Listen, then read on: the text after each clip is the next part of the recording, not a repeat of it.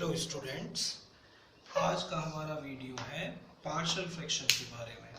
आज हम सिखाएंगे कि किसी भी फ्रैक्शन के पार्शियल फ्रैक्शन कैसे कर सकते हैं।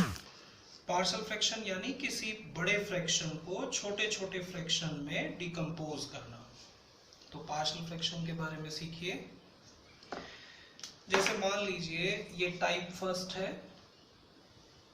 पार्शियल फ्रैक्शन में कई सारे टाइप है, तो उनको टाइप के अकॉर्डिंग ही समझिएगा, उससे ये याद रहेंगे। तो पहले सीख रहे हैं हम टाइप फर्स्ट के पार्शियल फ्रैक्शन। तो टाइप फर्स्ट के पार्शियल फ्रैक्शन में जैसे पहले एग्जांपल से समझिए। ये मान लीजिए हमारे पास एक फ्रैक्शन है 1/x² प्लस 3x प्लस 2, और हमें इस फ्रैक्शन मतलब देखो इसमें न्यूमरेटर भी है डिनोमिनेटर भी है, तो ये एक फ्रैक्शन है और हम इस फ्रैक्शन को छोटे छोटे फ्रैक्शंस में बांटना चाहते हैं। तो उस छोटे छोटे फ्रैक्शन में बांटने के काम को बोलते हैं पार्शियल फ्रैक्शन। तो ये टाइप फर्स्ट का फ्रैक्शन है हमारे पास। तो टाइप फर्स्ट के फ्रैक्शन को अगर हमें पार्शियल फ्रैक्शन में बांटना है तो उसका तरीका ये है, जैसे ये एक फ्रैक्शन है हमारे पास। किसी भी फ्रैक्शन के पार्शियल फ्रैक्शन करने के वक्त हमें सबसे पहले ये देखना है कि जो हमें फ्रैक्शन मिला उसमें न्यूमरेटर की जो डिग्री है वो डिनोमिनेटर की डिग्री से हमेशा कम रहनी चाहिए। अगर न्यूमरेटर की डिग्री डिनोमिनेटर की डिग्री से या तो ज्यादा है या इक्वल है तो फिर सबसे पहले हमें डिवाइड करना पड़ता है। लेकिन अगर न्यूमरेटर की डिग्री डिनोमिनेटर की डिग्री से कम है तो फिर हम डायरेक्टली पार्शियल फ्रैक्शन कर सकते हैं। तो जैसे ये हमारा फ्रैक्शन है, तो इस फ्रैक्शन में न्यूमरेटर की डिग्री तो 0 है और डिनोमिनेटर की डिग्री 2 है, तो इसमें हम डायरेक्टली पार्शियल फ्रैक्शन कर सकते हैं। इसमें हमें डिवाइड करने की जरूरत नहीं है। तो डायरेक्टली पार्शियल फ्रैक्शन में हमें क्या करना है कि जो हमारा डिनोमिनेटर है सबसे पहले हम उसके लीनियर फैक्टर बनाने की कोशिश करेंगे अगर हो जाए तो। जैसे ये वाला फ्रैक्शन है तो इसके लीनियर फैक्टर बनाए जा सकते हैं। इसके लीनियर फैक्टर आ जाएंगे 1/x+1 और x+2। अब एक बार डिनोमिनेटर के अगर लीनियर फैक्टर्स बन गए तो उसके बाद हमें ये करना है कि जैसे ये फ्रैक्शन था हमारे पास, हमने इसमें डिनोमिनेटर के लीनियर फैक्टर कर दिए, तो इसके जो पार्शियल फ्रैक्शन है हम वो कंसीडर करते हैं a/, यहाँ पर एक कांस्टेंट है, a/ first factor plus b/ second factor. अगर 3 फैक्टर होते तो उसी तरह से प्लस में c/ थर्ड फैक्टर। अगर 4 फैक्टर होते तो फिर प्लस में d/ फोर्थ फैक्टर। तो ये हमारा इक्वेशन नंबर 1 हो गया है। अब हमें क्या करना है, यहां पर हमें एलसीएम लेना है। अब चूंकि ये इसी फ्रैक्शन के पार्शियल फ्रैक्शन है, देखिए इस वाले फ्रैक्शन के ही पार्शियल फ्रैक्शन है ये, बस हमारे पास ये जो 2 अननोन वैल्यू लिखी है हमने a और b, आगे हमें इनकी वैल्यू मेजर करनी है। तो इनकी वैल्यू मेजर करने के लिए हमें क्या करना है, इधर तुम इसका एलसीएम लीजिए। तो इसका एलसीएम हमेशा यही आएगा जो लेफ्ट साइड में फ्रैक्शन है, क्योंकि ये इसी के पार्शियल फ्रैक्शन है। तो x+1 और x+2 ही एलसीएम आ गया। तो a के इंटू में आ जाएगा x+2 प्लस b के इंटू में आ जाएगा x+1 और इधर 1/x+1 और x+2। अब यहां देखिए डिनोमिनेटर से डिनोमिनेटर कैंसिल हो जाता है, तो ये बनता है 1 = a × x+2 plus b × x+1। ये हमारी इक्वेशन नंबर 2 आ गई है। अब हमें क्या करना है कि जो पार्शियल फ्रैक्शन हमने ये माने थे, तो यहाँ जो अपोन में एक एक फैक्टर हमने लिया, हम 1 बाय 1 एक एक फैक्टर को 0 के इक्वल लिखेंगे, वहां से हम x की वैल्यू निकालेंगे और इस इक्वेशन में पुट करेंगे। जब हम इस इक्वेशन में पुट करेंगे तो हमारे पास फिर a और b की वैल्यूज निकल कर आएंगी। हालांकि a b की वैल्यू निकालने का एक और मेथड भी है, वो अगली वीडियो में हम बताएंगे। तो पुटिंग x प्लस 1, देखिए हम इस पहले फैक्टर को 0 रख रहे हैं, x प्लस 1 इक्वल 0, या कहें x इक्वल -1 इन इक्वेशन 2। तो इक्वेशन 2 में x की जगह -1 रखिए, यहाँ पूरी इक्वेशन में जहां भी x है उसकी जगह -1 रख दीजिए, तो हो जाएगा 1 इक्वल x की जगह जैसे हमने यहाँ -1 रखा तो माइनस के 1 और प्लस के 2, तो ये सिर्फ 1 रह जाएगा, यहाँ रह जाएगा a। और x प्लस 1 को चूंकि 0 रखा, या कह दें कि x की जगह -1 रखा, तो ये जब हम x की जगह यहाँ -1 रखेंगे तो ये 0 हो जाएगा, तो यहाँ सिर्फ a बचेगा। तो यानी हमारी a की वैल्यू आ गई a इक्वल 1। अब इसी तरह अगर हमें b की वैल्यू जाननी है तो b की वैल्यू जानने के लिए हम दूसरे ब्रैकेट को 0 रखेंगे। जैसे पहली बार में हमने x प्लस 1 को 0 रखा, उसी तरह से अब हम x प्लस 2 को 0 रखेंगे। तो पुटिंग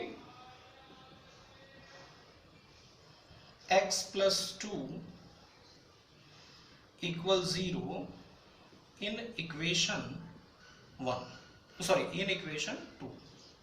तो इक्वेशन 2 में अब x प्लस 2 को 0 रख दीजिए, तो ये बनेगा हमारा x प्लस 2 को 0 रखने का मतलब हुआ x इक्वल क्या रखेंगे हम, अगर हम x प्लस 2 को 0 रखते हैं तो इसका मतलब है हम x इक्वल रख रहे हैं -2।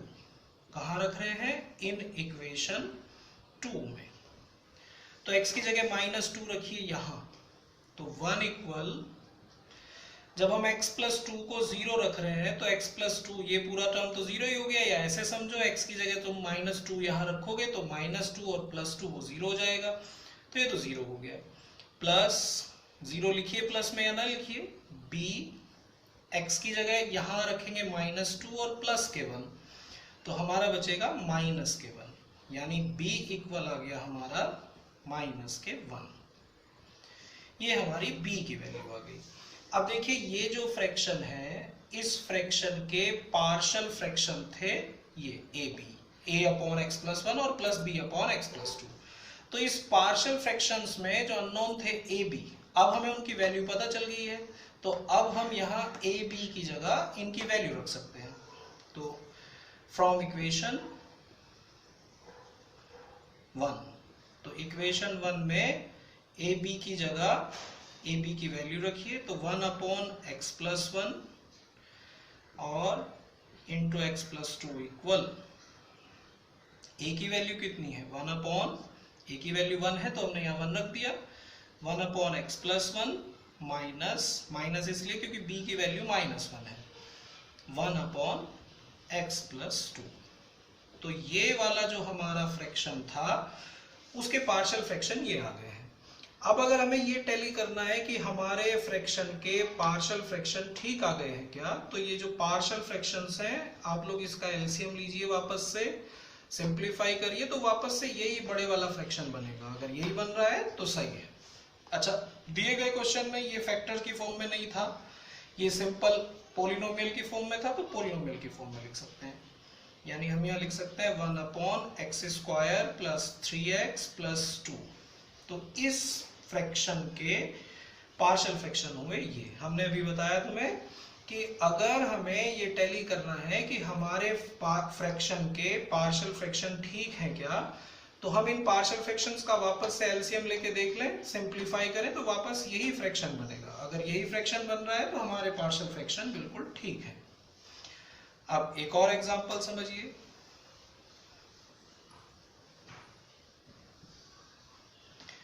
अनदर एग्जांपल है हमारे पास, जैसे हमारे पास लिखा हुआ है 2x plus 3 upon 2x cube plus 3x square minus 8x और प्लस 3। हमारे पास ये फ्रैक्शन है और हमें इस फ्रैक्शन के पार्शियल फ्रैक्शन करने हैं। तो सबसे पहले फ्रैक्शन में ये नोट करिए कि जो न्यूमरेटर है, न्यूमरेटर की डिग्री कितनी है। यहाँ न्यूमरेटर की डिग्री है 1 और डिनोमिनेटर की डिग्री है 3। तो हमने अभी बताया कि किसी फ्रैक्शन के पार्शियल फ्रैक्शन करने में सबसे पहले हमें यही देखना होता है कि जो न्यूमरेटर है उसकी डिग्री डिनोमिनेटर की डिग्री से कम रहनी चाहिए। अगर न्यूमरेटर की डिग्री डिनोमिनेटर की डिग्री के या तो इक्वल है या ज़्यादा है तो फिर हमें डिवाइड करना पड़ता है। फिलहाल न्यूमरेटर की डिग्री डिनोमिनेटर की डिग्री से कम है, इसलिए ये डायरेक्टली पार्शियल फ्रैक्शन किया जा सकता है। तो सॉल्यूशन समझिए। लेट मान लीजिए 2x plus 3 upon 2x cube plus 3x square 2x cube plus 3x square minus 8x plus 3। ये तो गिवन फ्रैक्शन है। पार्शियल फ्रैक्शन करने के लिए सबसे पहले हमें डिनोमिनेटर के फैक्टर्स करने होते हैं। तो 2x प्लस 3 अपॉन ये जो डिनोमिनेटर है हमारा, जो 3 डिग्री का फंक्शन है, इसके फैक्टर्स आएंगे हमारे x माइनस 1। लीनियर फैक्टर करने की कोशिश करते हैं अगर लीनियर फैक्टर हो जाए। अगर लीनियर फैक्टर नहीं हो पाते हैं तो फिर उसके लिए अगला टाइप है, वो हम अगली वीडियो में बताएंगे। x माइनस 1, फिर 2x माइनस 1 और x प्लस 3। ये 3 फैक्टर्स इस नीचे यानी डिनोमिनेटर के 3 लीनियर फैक्टर हुए। अब ये जो 3 लीनियर फैक्टर हुए, अगर हमारे डिनोमिनेटर के लीनियर फैक्टर हो पाते हैं तो लीनियर फैक्टर के कॉरस्पॉन्डिंग पार्शियल फ्रैक्शन लिखने का टाइप अभी बताया हमने। कैसे लिखेंगे? a upon first factor x minus 1। हालांकि इन फैक्टरों का ऑर्डर मायने नहीं रखता, कोई सा भी एक फैक्टर a अपॉन लिख सकते हैं, plus b upon second factor plus c upon third factor. और ये हो गई हमारी इक्वेशन नंबर 1। तो ये फ्रैक्शन के पार्शियल फ्रैक्शन ये है, लेकिन इन पार्शियल फ्रैक्शंस में अननोन है a, b एंड c। तो अब हमें आगे a, b, c की वैल्यू मेजर करनी है। a, b, c की वैल्यू मेजर करने के लिए क्या करिए, इधर राइट साइड में जो पार्शियल फ्रैक्शंस किए हैं उनका एलसीएम लिखिए। तो इधर है हमारा 2x plus 3 upon x minus 1, 2x minus 1 और x प्लस 3। और इक्वल में जब हमने एलसीएम लिया तो हमेशा इक्वल में एलसीएम वही आएगा जो लेफ्ट साइड में फैक्टर्स हैं, x माइनस 1, 2x माइनस 1 और x प्लस 3। ये एलसीएम आ गया। और न्यूमरेटर में क्या आएगा, a के इंटू में आएगा 2x माइनस 1 और x प्लस 3, प्लस b के इंटू में आएगा x माइनस 1 और x प्लस 3, और प्लस c के इंटू में आएगा x माइनस 1 और 2x माइनस 1। अब डिनोमिनेटर से डिनोमिनेटर हमेशा ही कैंसिल हो जाएगा, क्योंकि हमने कहा जो एलसीएम आएगा वो वही आएगा जो लेफ्ट साइड में लिखा है, तो हमेशा ये कैंसिल ही हो जाएगा। तो ये बना 2x प्लस 3, बस 2x प्लस 3 रह गया, डिनोमिनेटर तो कैंसिल हो गया यहाँ, equal a into 2x minus 1 into x plus 3 plus b into x minus 1 और x plus 3 plus c into x minus 1 और 2x माइनस 1। ये हमारी हो गई इक्वेशन नंबर 2। अब जैसे लास्ट एग्जांपल में हमने बताया कि जो पार्शियल फ्रैक्शन हमने किए तो नीचे जो एक एक फैक्टर आया, इनमें से हर एक फैक्टर को 1 बाय 1 जीरो रखते रहिए इक्वेशन 2 में, और अननोन a, b, c की वैल्यू निकलती रहेंगी। तो पुटिंग सबसे पहले हम इस पहले वाले फैक्टर को 0 के इक्वल लिख रहे हैं, x माइनस 1 इक्वल 0 यानी x इक्वल 1। कहाँ रखेंगे इसको? इन इक्वेशन 2 में।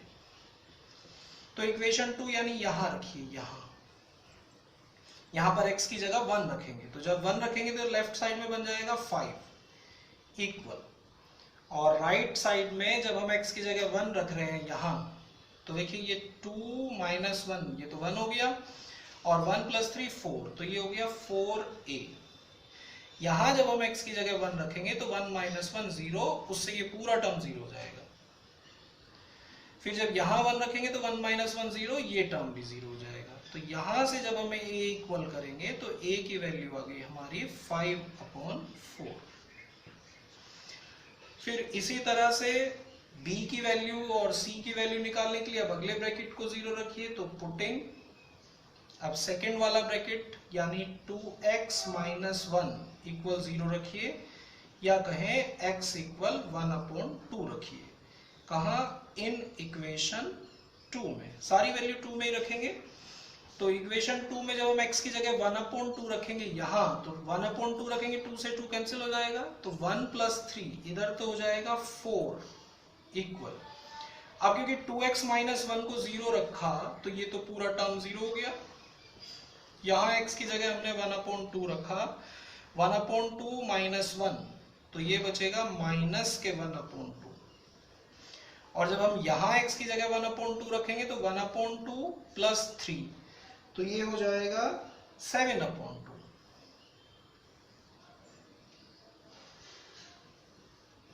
और यहाँ जब हम 2x माइनस 1 की जगह 0 रखेंगे तो ये हो जाएगा 0। अब यहाँ से अगर सॉल्व करें तो b की वैल्यू आती है -4, क्योंकि 2 × 4 हो गया, और नहीं -4 नहीं आएगा, 2 × 4 हो गया और वो 4 दूसरी ओर जाएगा, तो 4 × 4 = 16/7।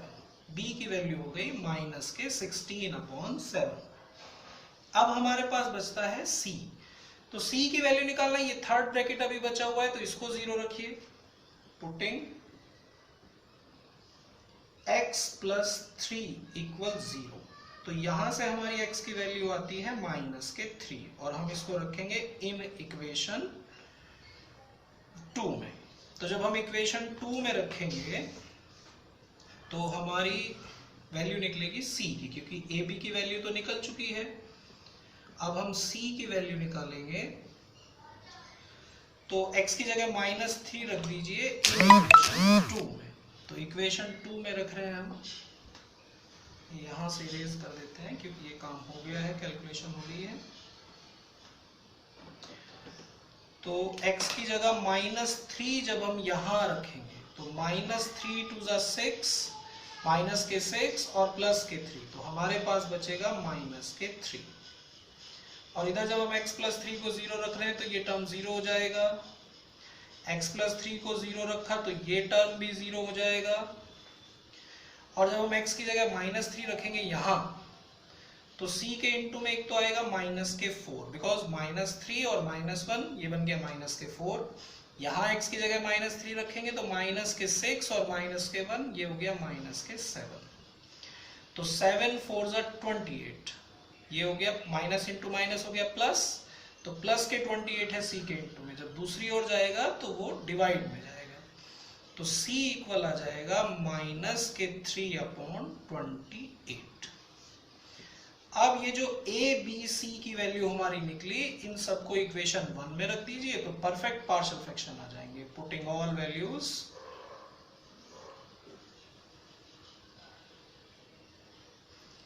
In equation 1।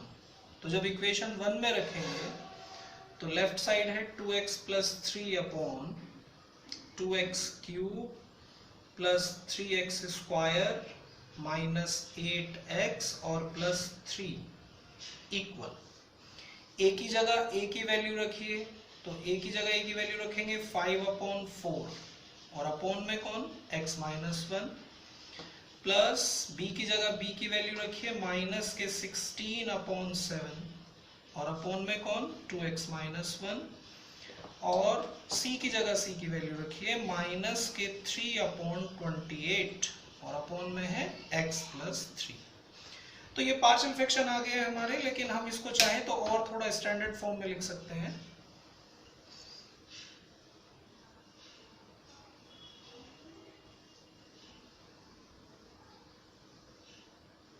देखिए अगर स्टैंडर्डली लिखें हम इसको तो हम ऐसे लिख सकते हैं 2x + 3/2x³ + 3x² -8x + 3 equal 5/4 × 1/x - 1, ऐसे भी लिखा जा सकता है, माइनस माइनस इसलिए क्योंकि माइनस इंटू प्लस माइनस 16/7 और 1/2x माइनस 1।